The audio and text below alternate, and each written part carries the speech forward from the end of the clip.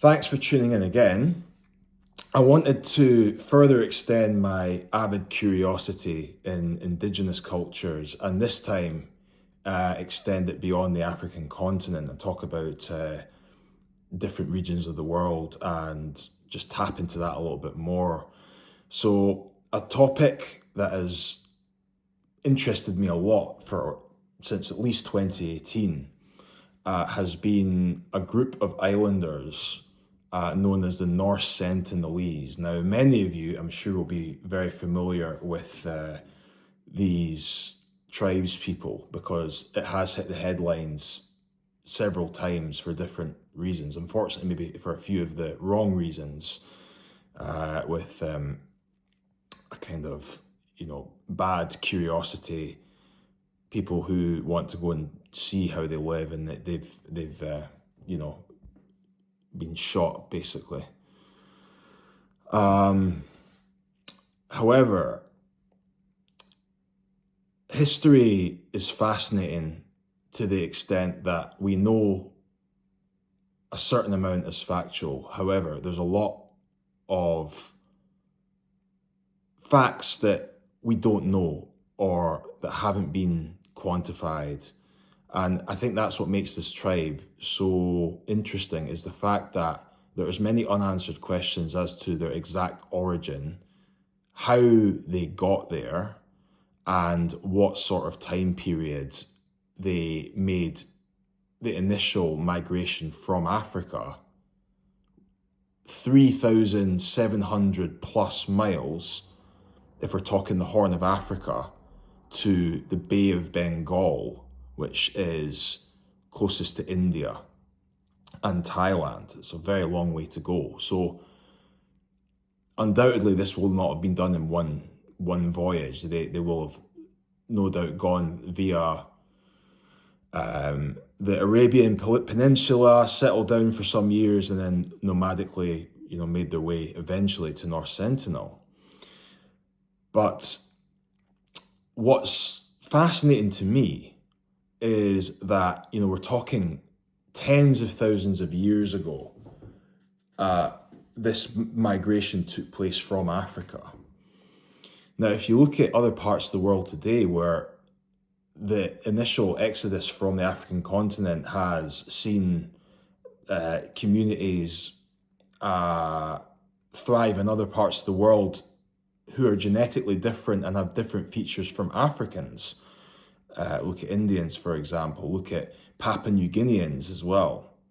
They're ethnically different from Black Africans. However, if you look at tribes in the Andaman and Nicobar Islands, of which North Sentinel and the North Sentinelese are, from footage over the years where explorers and colonial officers arrived at the island and they weren't sure what to expect. There is footage of interactions with the tribe, and very noticeably they have a lot of features similar with Africans, and and not Indians. So that's very. I was very curious as to their lineage and their genes. And not only that, but just in terms of the unknown. So, for example, the North Sentinel Island is officially part of India. It's known as Indian Union Territory. Now, in 1956, they made an all-out ban on tourists or anybody who wanted to go and visit the island to preserve and protect the indigenous Sentinelese. Now, there has been a handful of incidents. There was one recently in the news where some Wally from America, I think he was of Russian descent, but he was an American citizen.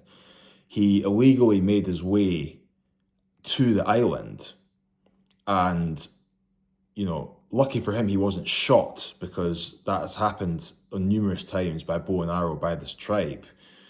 But it's said that he had left a can of Coke and a coconut on the island that was unable to be retrieved, because even the authorities are not allowed to get that close to the island to interact with the locals for various reasons.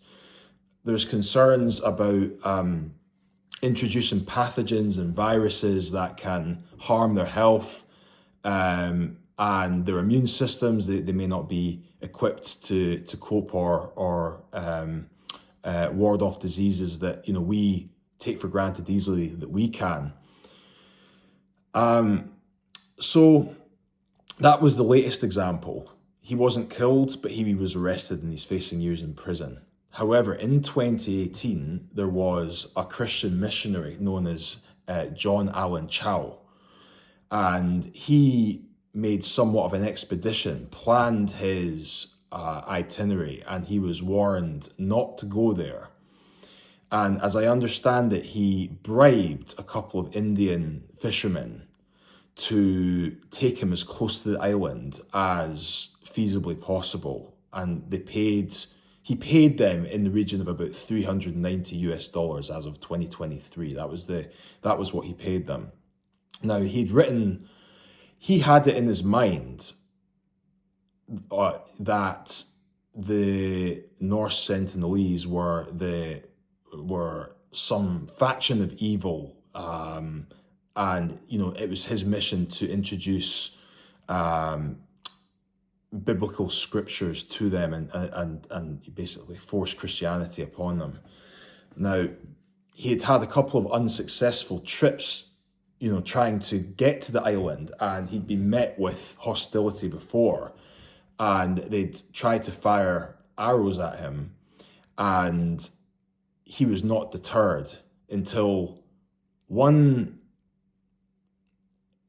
instance it would have been November or December in 2018.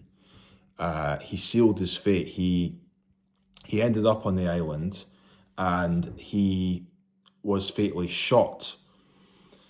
And he took a Bible. He took a Bible that was waterproof. He had basically laminated it or something like that. And they shot him dead, and they buried his body. Now, the Indian authorities were able to catch wind of that and realised that he'd gone missing, and that he'd gone against all proper guidance, that he was told not to go there under strict conditions, not to visit the island. He went against that, and he did. And they buried his body. They tried to retrieve his body, and eventually they just gave up, and that was that. The thing about all of this is that, if we look at other examples of things like this that have gone on, the whole world essentially was colonized by the Europeans. And I'm thinking of examples like, really significant examples like the Congo, which at the time was turned into Belgian Congo, which is now the Democratic Republic of the Congo.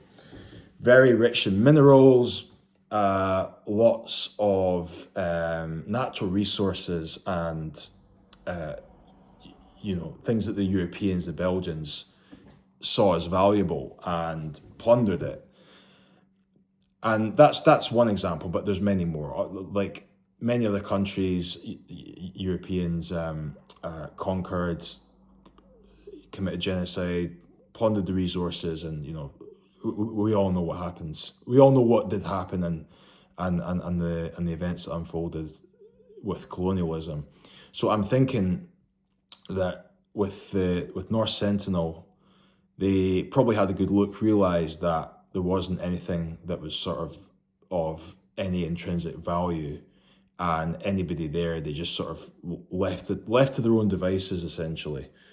But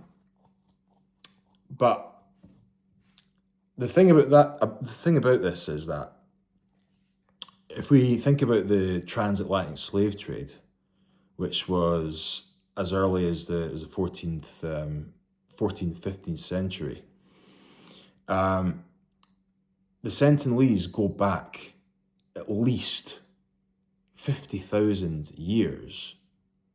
So they would have been there way before any of the slave trades went underway. So yeah, I'm just trying to get people thinking about these types of things. It is fascinating thinking about, the history of it all. Quite often a lot of things like history and culture can be boring and dry, not unless they're kind of combined and that they're given some real context. I'm trying to kind of make people think, and to think that's a really interesting perspective to have on cultures that we really don't know a whole lot about. So I'm going to plan to try to cover different tribes individually. So there's a lot to discuss and go over, and there's a lot of fascinating different tribes that I plan to make videos about, which I will do. But I just wanted to talk about this one particularly, and much because they're shrouded in uncertainty, and we don't know the full facts. There's a lot of almost mysticism and bewilderment about them, and I just wanted to kind of make a video about that and get people talking about it. So hope you enjoyed it.